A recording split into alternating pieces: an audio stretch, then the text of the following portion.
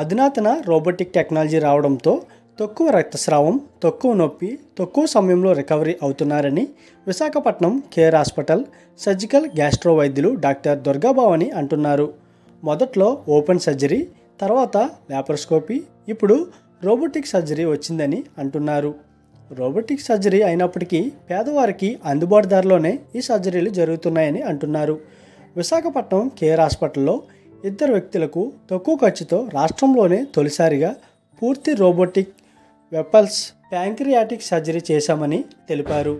శస్త్రచికిత్స తర్వాత 2 రోగులు పూర్తిగా కోలుకొని వ్యాధి లేకుండా సాధారణ జీవితం సాగిస్తున్నారని అంటున్నారు. ఇకపై రోబోటిక్ సర్జరీ అందుబాటులోకి వచ్చిందని ప్రతి ఒక్కరు కూడా వినియోగించుకోవాలని అంటున్నారు. నేను డాక్టర్ దుర్గాభవాని అండి, surgical gastro department, care hospital అండి. ఇంతకు ముందు నుంచి అంటే జనరల్గా సర్జరీస్ అంటే కోత ఆపరేషన్, ఓపెన్ సర్జరీస్, తర్వాత లాప్రోస్కోపీ వచ్చింది. ఇప్పుడు లేటెస్ట్గా రోబోటిక్ వచ్చింది. సో లాప్రోస్కోపీ కన్నా అడ్వాన్స్డ్ రోబోటిక్ సర్జరీ అంటే చిన్న కన్నాలతో చేసేది. తేడా ఏంటంటే ల్యాబ్కి రోబోటిక్కి అంటే ఈ రోబోటిక్ సర్జరీలో చిన్నది చిన్నగా మన లోపల చూడాల్సింది 10 టైమ్స్ మ్యాగ్నిఫైడ్గా కనిపిస్తుంది. బ్లడ్ లాస్ తక్కువ, పెయిన్ తక్కువ, రికవరీ ఫాస్ట్. సో కాస్ట్ పరంగా అందరూ అనుకుంటారు అంటే ఓపెన్ సర్జరీ కన్నా రోబోటిక్ అనగానే కాస్ట్ ఎక్కువ ఉంటుందని. బట్ ఎక్కడంటే ఓపెన్ సర్జరీలో పేషెంట్ ఎక్కువ రోజులు హాస్పిటల్లో ఉండాల్సిన అవసరం ఉంటుంది, యాంటీబయాటిక్ రిక్వైర్మెంట్ ఎక్కువ ఉండొచ్చు, ఈ అన్నిటి వల్ల కాస్ట్ పెరుగుతుంది.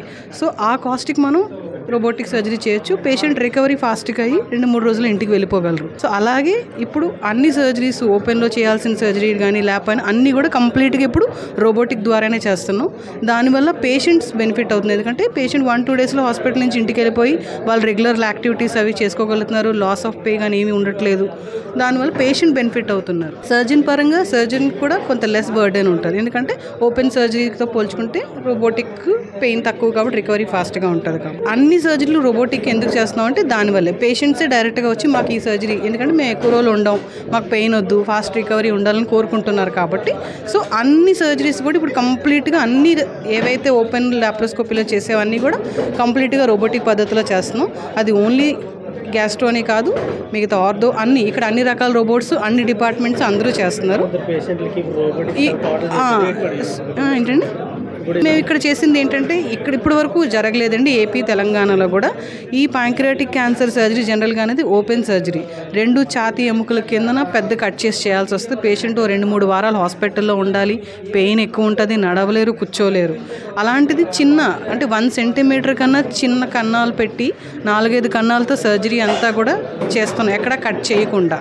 దానివల్ల పేషెంట్ రికవరీ చాలా బెటర్గా ఉంటుంది. అలాంటివి 2 సర్జరీస్ రీసెంట్గా లాస్ట్ 2 వీక్స్లో 2 పేషెంట్స్కి చేస్తాం. ఒక మేల్, ఒక ఫీమేల్. 2కి బయట ఆల్రెడీ క్యాన్సర్ అని తేలింది. దానికోసమని రోబోటిక్ వెపల్ సర్జరీ చేసాము. 2కి కూడా చిన్న కన్నాలతో చేసాం. పేషెంట్ 1 వీక్లో ఇంటికి వెళ్ళిపోయారు. ఓరల్గా తీసుకుంటున్నారు ఫుడ్, అది వాళ్ళ రెగ్యులర్ యాక్టివిటీ కూడా నార్మల్గా అయిపోయింది.